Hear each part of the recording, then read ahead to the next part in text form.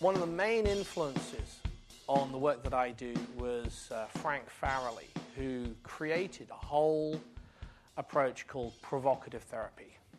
And I not only teach provocative therapy workshops, but also teach what I call provocative change works. Just kind of nice embedded suggestion. Oh, provocative change works? Yes, it does. And I'm going to be doing some of that with you guys, which mostly I wouldn't be teaching actually in the public domain. I do it mostly work in private practice using these approaches.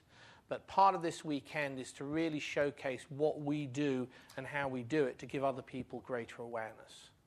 The provocative approach is all about provoking responses in the client. And it's done in the manner that it's like as if you were talking to an old friend. So it's like chatting to an old friend. So there's a lot of good humor, a lot of teasing, and it's done in a good spirit of rapport. It is not, repeat, not like the Spanish Inquisition. We did have somebody last year who didn't quite get the finer principles of this approach.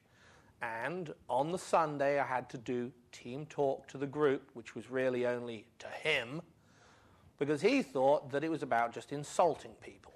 You know, if the person wants to, A, punch you or run away, this is not what we call provocative therapy. Because that, unless you are somebody who would now have literally no friends, is not the way that you would interact with people that you know. So the provocative approach is really about provoking responses in the client by using a whole wealth of different ways of working and means of working. You've seen me use some of this already in the demonstration that we did yesterday. And I incorporate that in a lot of the ways in which I work. The three main things that I work and use in provocative change works are playing devil's advocate with a client. So I'm arguing the opposite. Just keep doing the same thing. That's not a problem.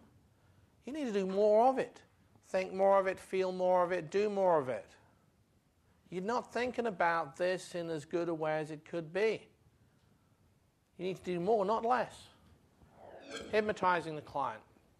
Trance work, very much non-specific hypnosis. Well, I don't know how quickly you'll begin to notice whatever it is you need to notice as you just relax more. And then working with time frames.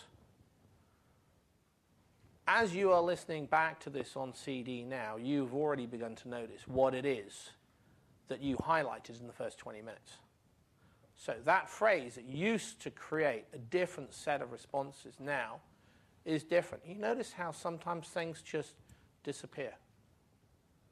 Words just, you look for them, they're just not there in the same way. It's right, isn't it? Yeah, exactly. So we're working through these different principles.